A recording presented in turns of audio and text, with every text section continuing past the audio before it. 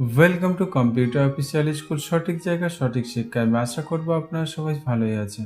আজ আমরা মাইক্রোসফট ওয়ার্ডের 17 নম্বর ক্লাস নিয়ে এসেছি। যারা এর আগের ক্লাস করেছেন এবং যারা নতুন ক্লাসটি শুরু থেকে শেষ পর্যন্ত করবেন, ছোট্ট একটা ইন্টারের সঙ্গে কম্পিউটার স্ক্রিনে আসবো।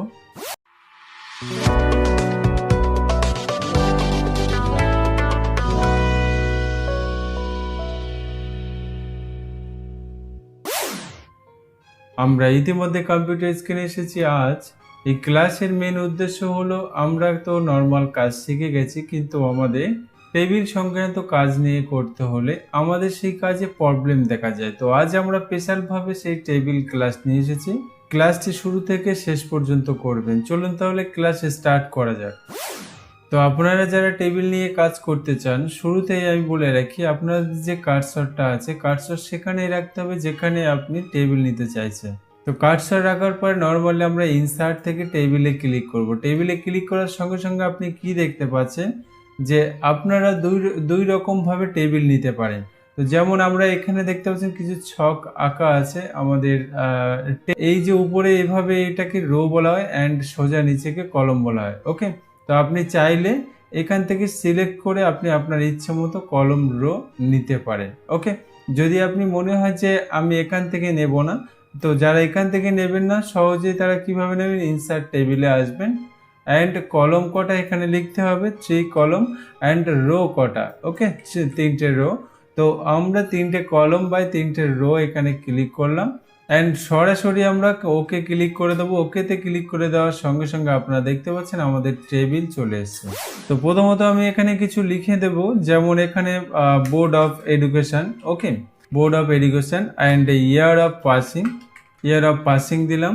অ্যান্ড এখানে আপনারা লিখতে পারেন যেটা গ্রেড অর ডিভিশন। ওকে, তো লেখার পরে আপনারা দেখতে পাচ্ছেন যে আমরা একটা ছক তৈরি করলাম। মানে এখানে আমরা কি বোঝাতে চাইছি, এডুকেশন কোয়ালিফিকেশন তৈরি করলাম, তার একটা টেবিল তৈরি করেছি যাতে তারা সহজে বুঝতে পারে। ওকে, অ্যান্ড এখানে টেবিল তৈরি করার পরে আপনি চাইলে এখান থেকে ডিজাইন চুজ করে নিতে পারেন। কোথায় আপনি দেখতে পাচ্ছেন ডিজাইন খুলে গেছে অ্যান্ড এখান থেকে আপনি চাইলে আপনার ইচ্ছে মতো ডিজাইন এখানে ক্রিয়েট করে দিতে পারেন। তো আমি প্রথমে নর্মাল নিয়েই করছি অ্যান্ড এখানে আপনি কি করতে পারবেন, অ্যান্ড আমরা এখানে কিছু লিখবো, যেমন আমি বুঝাতে চাইছি মাধ্যমিক পাস। ওকে, এম ডট আমরা পি করে দেবো, মাধ্যমিক পাস। অ্যান্ড আমরা এখানে এসে ইয়ার অফ পাসিং লিখবো, যে কত সালে পাস করেছে আমরা, সাপোজ 2022।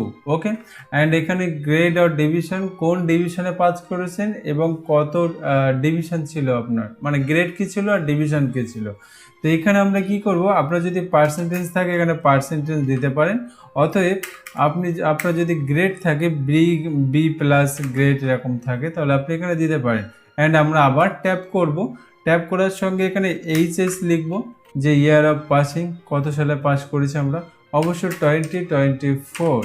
ওকে, তো এখানে আমরা ট্যাপ করে দিয়ে আবার এটাও গ্রেড দিতে পারবো অ্যান্ড ডিভিশন দিতে পারবো। ওকে, তো এখানে আমরা 70% করে দিলাম। ইচ্ছে মতো আপনি টাইপ করে নেবেন। তো এটা হলো আমাদের টেবিল নেওয়ার পদ্ধতি। অ্যান্ড টেবিল নেওয়ার পরে আপনার যদি মনে হয় যে আমি গ্র্যাজুয়েট পাস করেছি, এখানে আরেকটা নিতে হবে, তো নর্মালি আপনি টেবিলের শেষ সেলে এসে যাবেন। যেমন এটা শেষ সেল, এই সেলটাতে আমরা অবশ্য থাকবো এবং কার্সর শেষে রেখে আমরা একটা ট্যাপ করে দেবো। ট্যাপ করে দেওয়ার সঙ্গে সঙ্গে আপনি দেখতে পাচ্ছেন অটো খুলে গেছে। ওকে, তো এখানে পোস্ট গ্র্যাজুয়েট করতে পারেন অ্যান্ড জি করে দিন গ্র্যাজুয়েট, অ্যান্ড এটাও আপনি এখানে ইয়ার দিতে পারেন। ওকে, তো এইভাবে আপনাদের টেবিল নিতে হবে। ওকে, তো এই টেবিলের কাজ এখানে শেষ হয়নি, কারণ টেবিলের কাজ অনেক আছে। আমি আস্তে আস্তে আপনাদের সবগুলো দেখতে থাকবো। অ্যান্ড যতটুকু দেখেছেন আমি আশা করব আপনারা সুন্দরভাবে বুঝে গেছেন, সুন্দরভাবে প্র্যাকটিস করে নেবেন। অ্যান্ড ক্লাসটি দেখার জন্য আপনাদের সকলকে ধন্যবাদ। আর আমার নেক্সট ক্লাস নিয়ে আসা পর্যন্ত আপনারা সবাই ভালো থাকবেন।